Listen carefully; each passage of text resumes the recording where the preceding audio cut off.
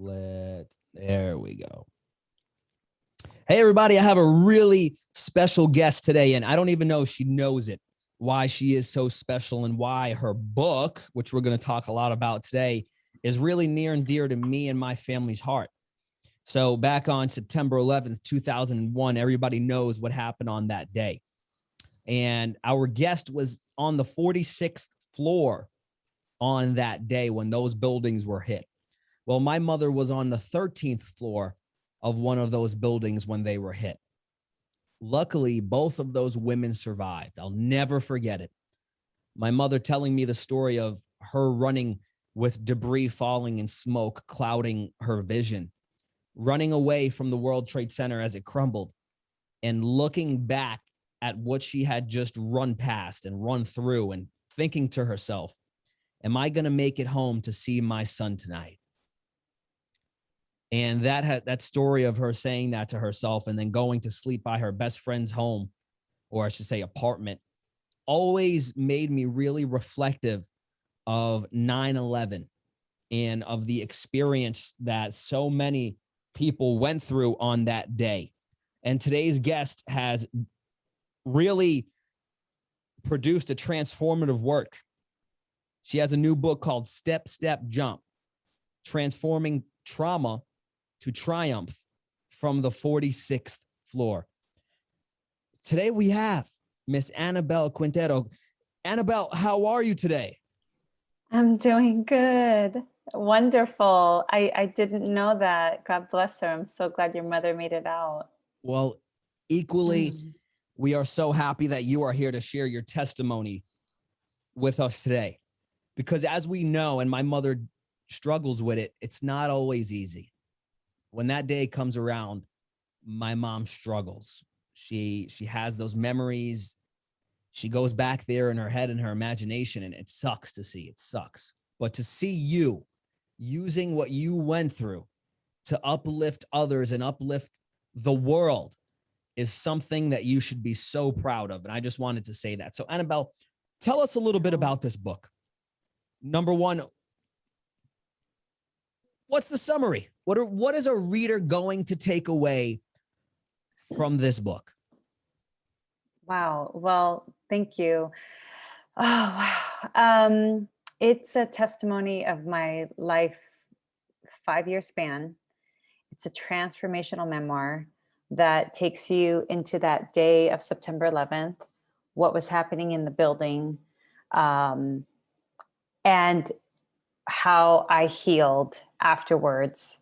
And most importantly, throughout the book, many stories of overcoming, whether it was low self-esteem or prioritizing my dreams, because I was born and raised in Seattle. I'm not a native New Yorker. And so just sharing all those stories and really how trauma or peace still brings us back to that spiritual awakening, that God is not just outside of us, but that consciousness, that life force, whatever word you want to use, is within us, and we are all connected and we're all one. That's really what the book is about. Annabel, as you were writing this book and the process, because I just finished writing my book, I know the lengthy process, not only lengthy, but emotional at points too. I don't know about you. I found myself crying a couple times thinking I didn't know this was going to happen. So as you look at reflecting on not only 9/11 and what you went through that day, but let's focus on that for right now. As you began to reflect on this experience, how did you writing this book make you look at that day in a new perspective or a different perspective? So the first time that I wrote about my experience was right after I had survived, because all my family was in Seattle, and it was a long email because they were calling and I could not utter any words about it. I was too traumatized. So that was the beginning of this book.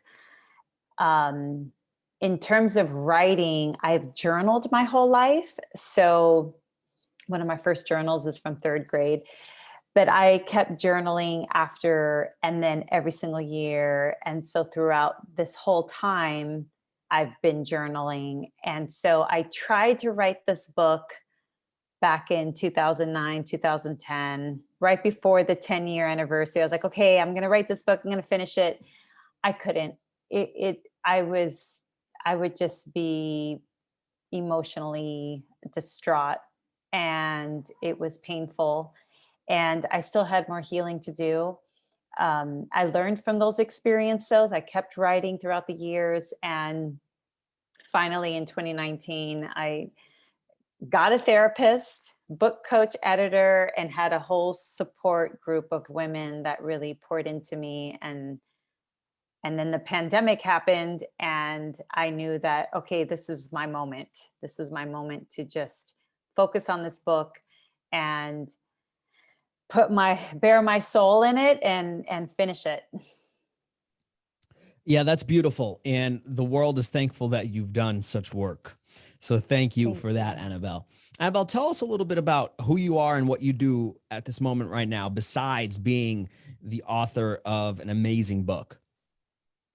Sure, great. I'm a wellness coach, and I also am a speaker advocate coach for Lisa Nichols. So I also help students with public speaking, helping them.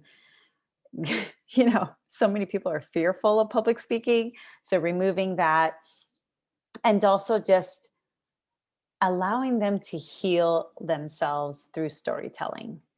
And one of the things that I learned through my own life experience is that the more we are able to break our silence and share our story, that is the beginning of our healing process. Because I could not tell anyone, I have never told anyone I was a September 11th survivor. Only my family knew. It wasn't until like my 40th birthday that everyone in my party even knew that I survived September 11th. And Wow. then, yeah, so that was 15 years of silence. And then I shared it once with my church. So my church family knew. But then it wasn't really until I actually was a student of Lisa Nichols and did her Ignite program. And then I was selected to speak on her stage. And then in front of the whole world, because it was like hundreds of people. And then it was live stream. So there were 1,000 people around the world watching. And to stand on that stage and ask people, how long have you kept silent on a story? And I would say, raise your hand. Like, has it been 5 years? Has it been 10? And just hearing everyone call out different numbers. And I was like, wow, 15 years, right? And for me, it was almost 20 at the time, because this was 2019. So at that moment, I realized we all have a September 11th story, whether it's remembering that day or whether it's a divorce, losing someone we love, a terrible diagnosis. And I knew from that point on, I was like, okay, this is really what I got to do. I got to share my story. There are so many people that need to heal their own traumas and need permission to make their healing a priority. Annabelle, you'll appreciate this quote. It comes from a woman named Dr. Cheryl Woods. And it goes to what you were saying about being silent about your story. Dr. Cheryl Woods says that the story that you're sitting on is the story that somebody else is waiting on. And what you said really exemplified that, because even when you said, and I felt it, you said everybody has a 9/11 story. You never think about it like that. Let me tell you, I've never sat here when reflecting upon my bullying, racism, neglect, all of that, and said, yep, that's a 9/11, because we attribute it with such turmoil and chaos and terrible situation. But you're so right on that. I want to acknowledge you for that, because that was a beautiful statement that hit me. and I know it hit the listeners as well. So let me ask you, as you reflect on the things that you've overcome in your life, what have been some of the constant themes in your life that have enabled you to overcome situation after situation after situation? Wow. I've had many, and I put many of them in the book as well, because every single time there's a tragedy or a traumatic event, I realized that I had a part of my ego that died. And it was in the death of my ego and egos, because it never really stops, depending on what you're up against. It gives you this moment of humbleness, and all the things that you made a priority, your titles, the prestige, being successful, get crumbles down, and it's just you and your soul and your body. And then you have to confront yourself without all these worldly definitions and all these things that the world, gives you power, because possessions and positions, all of that's gone. And you're in now this moment of surrender and this moment of rebirth. And I've seen that every single time, whether it was me being traumatized because hands were in places they shouldn't have been, whether it was fighting for closure, going through a divorce, September 11th. Every single time there was always a part of me that died, and it was almost essential for my growth, but most importantly, that rebirth time, that time to reinvent myself and to spend time with the things that you can't see. It was every single time you're in that rebirth moment, like right when everything's happened and everything's crazy, it's like spending time on that hope, that I know it's going to get better, or that faith. I know I can't see why this is happening to me right now, but there's something here. There's some lesson here. There's some message that I'm not understanding about myself, or that I need to walk into. And those are the themes I've seen, is like death of the ego.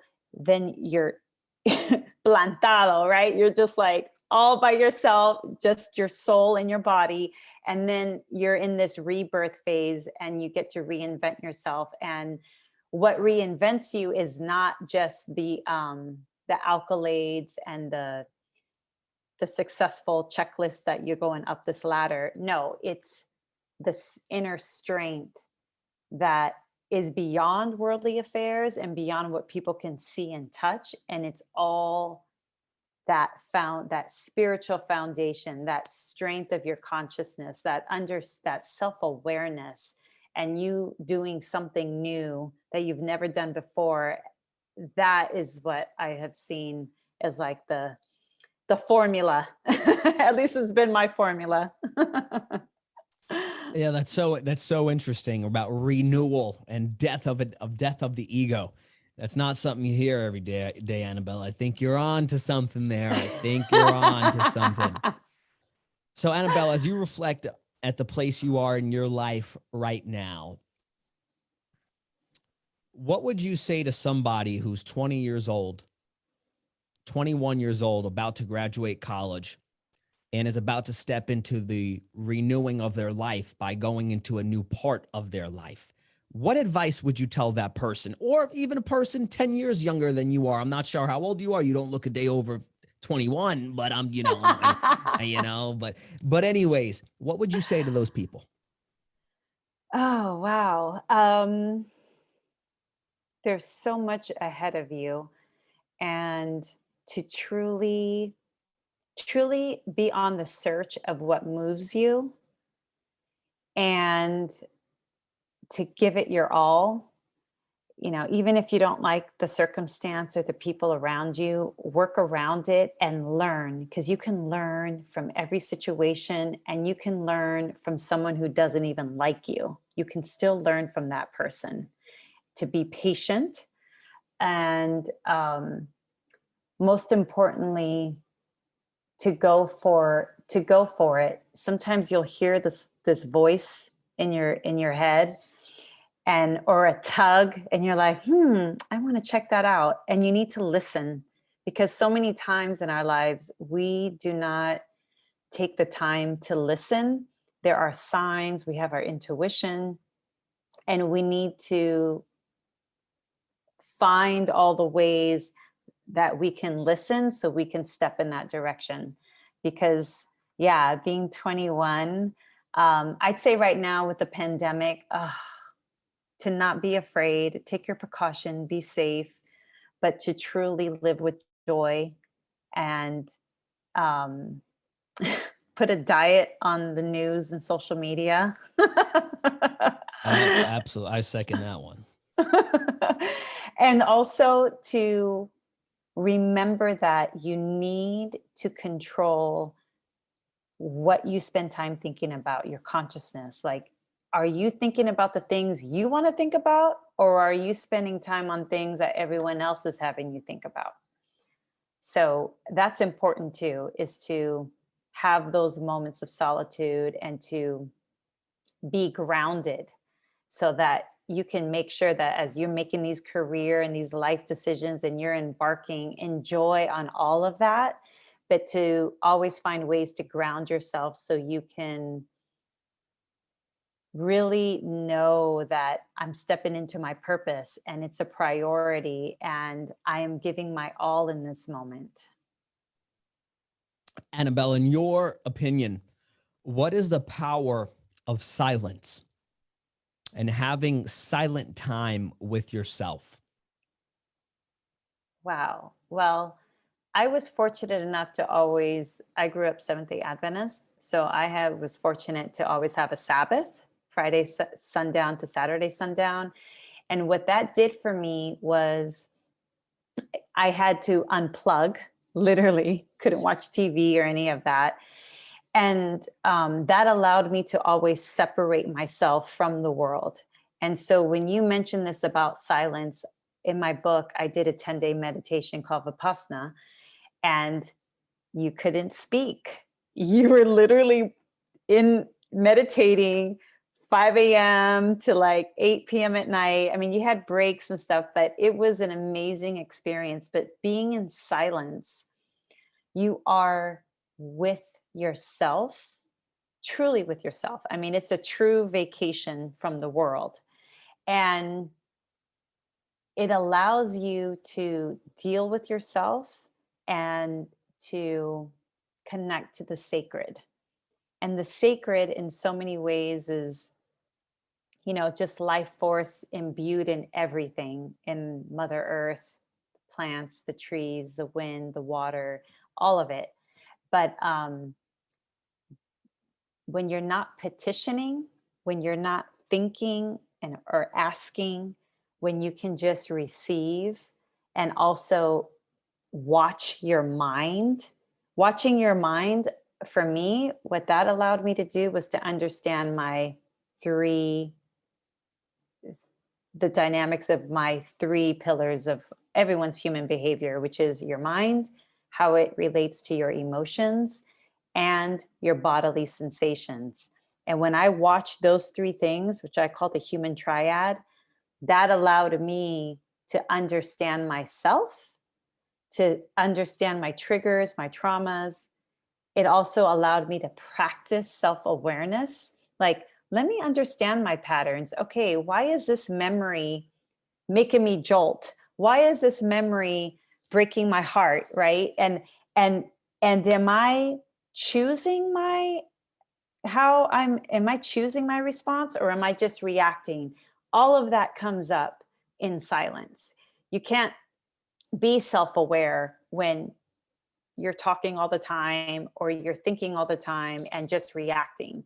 So silence is a huge part of wellness And I'd say that I really like that this great pause, as I call it, the pandemic, I call it the great pause, that it's allowed us to be more in silence, because we do need that time to connect to the sacred and to with ourselves. So silence is powerful, and an amazing tool that I think we should not be afraid of. We should be more silent and restore our energy, because actually speaking takes a lot of energy, especially after you've been silent for 10 days. You realize, wow, it's exhausting to speak.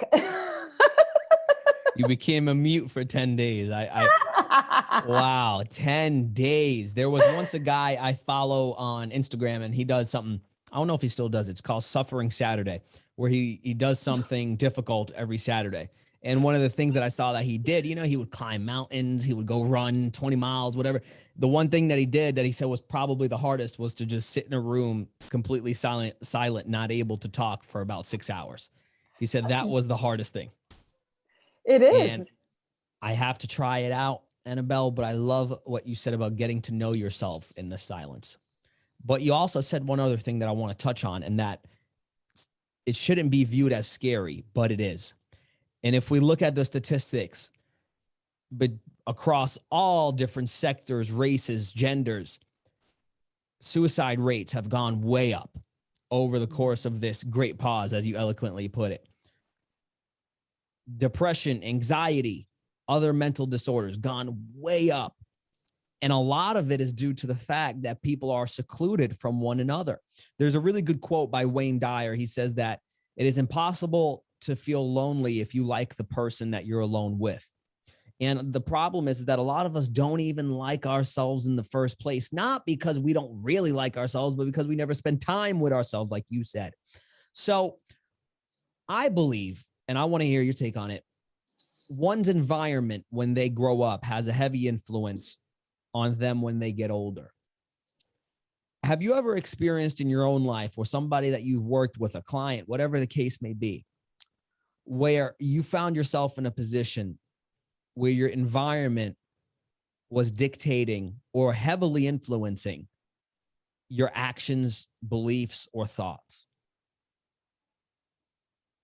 Where the environment was impacting my actions, beliefs, and thoughts. I mean, yeah, it we are, I mean, the environment is another part of our body.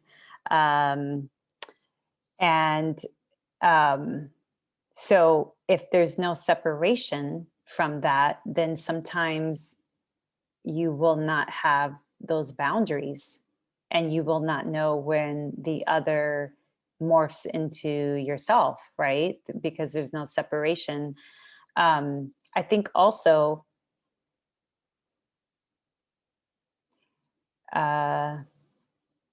thinking about how much time you actually spend on, I maybe the question was impacting thoughts, and say that the question Yeah, again. in other words, your environment, where you grow up, the people you hang around with, how does that affect you? Yeah, it's nurturing you, and so yeah, there does need to be separation there.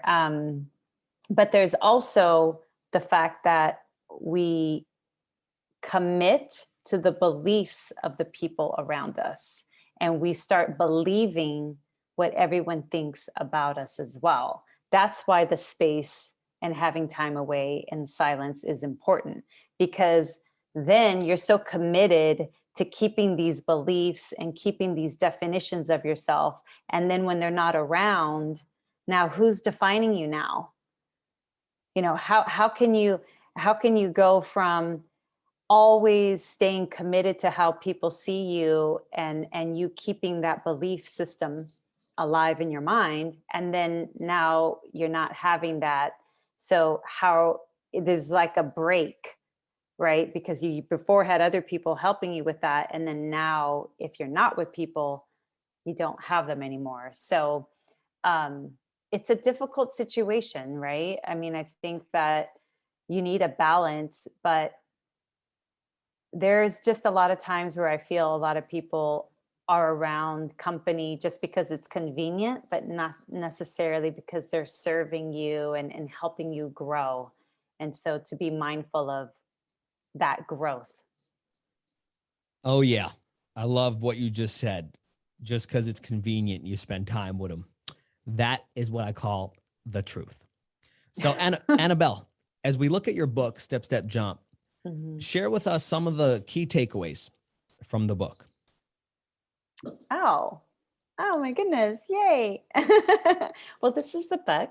This is how it looks. This was actually the last time that I saw my tower. I was in a cab and I turned north, and Anthony and I turned around, and Tower 1 was burning and Tower 2 was gone.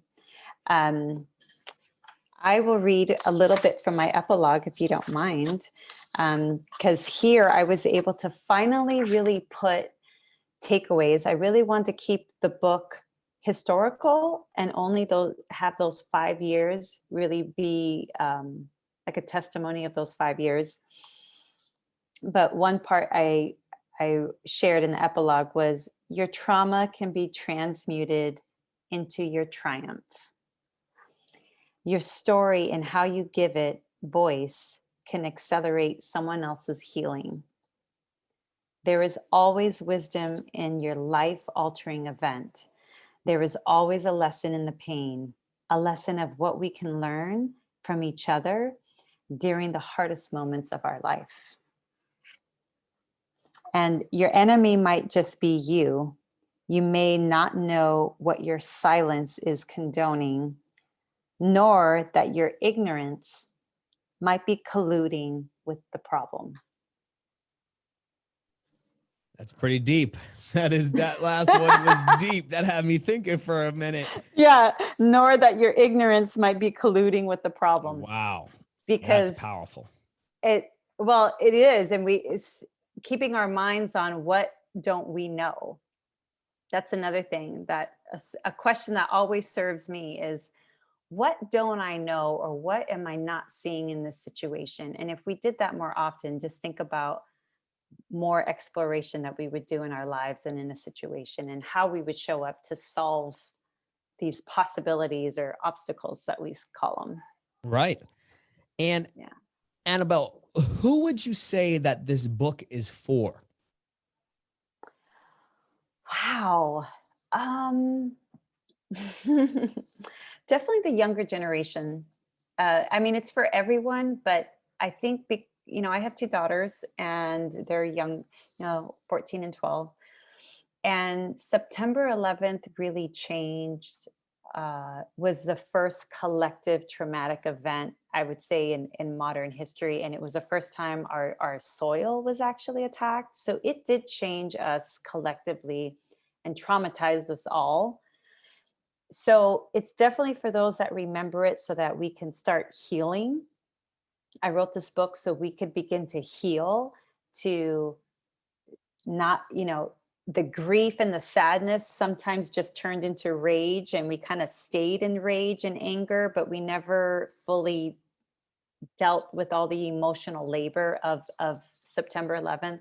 So definitely for all of us who are in our 40s or older, for our healing. And then for the younger generation, for them to understand what was really happening, how the world was at the time, and this whole idea of going for our dreams and having, I had my destiny in my hands. I was modeling, I was working on Wall Street, I was, I had moved to the Big Apple, and yet still something out of my control happened and changed my life.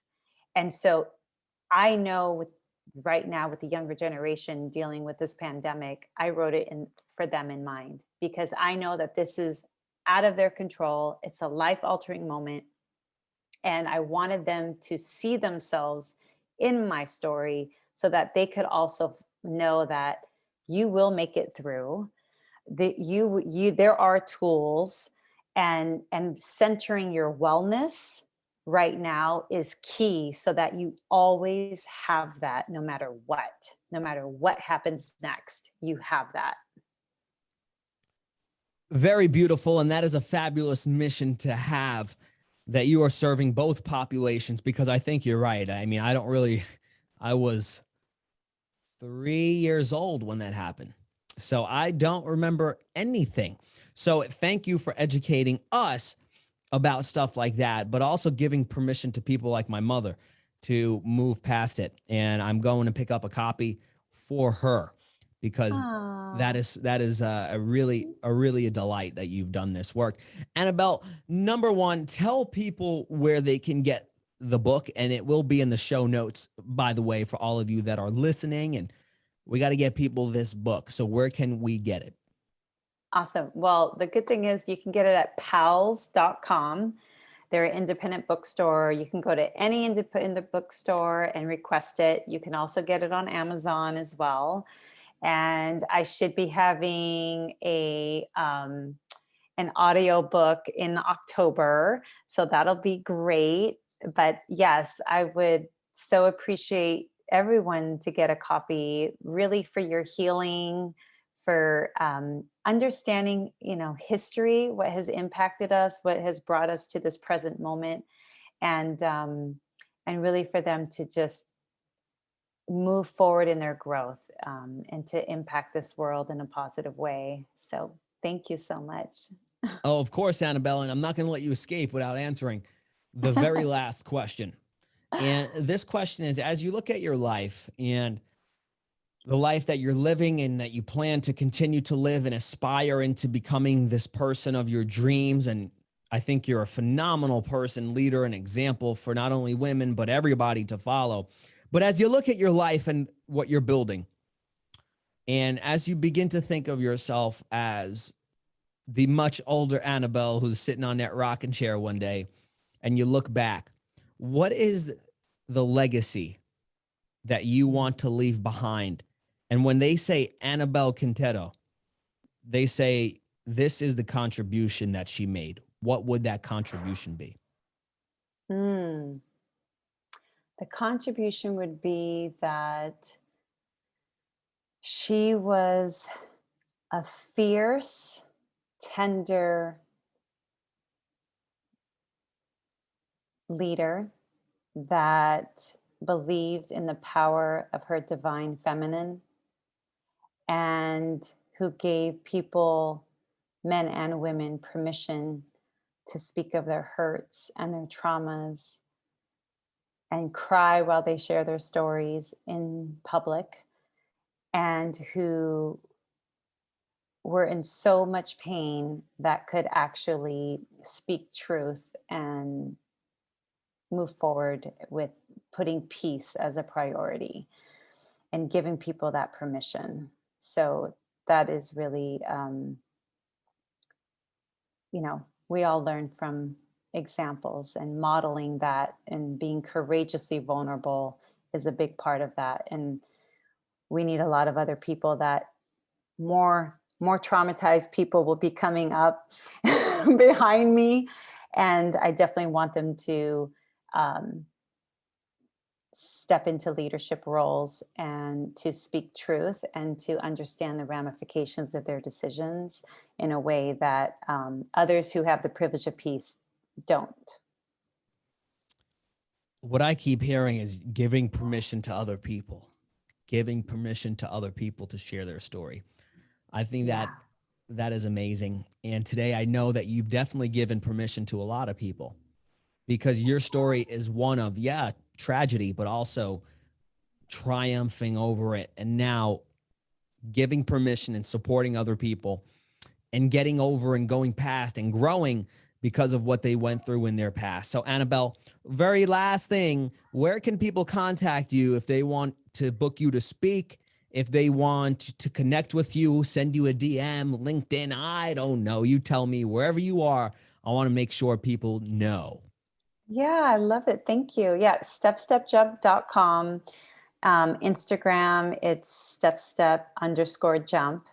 But yes, you can send me an email at annabelle@stepstepjump.com. And I'd love to work with you and help you on your journey. And I'd love to speak and share inspiring stories with your community. It'd be great.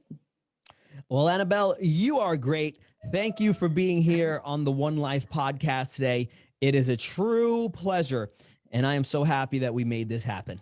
Me too. Thank you so much.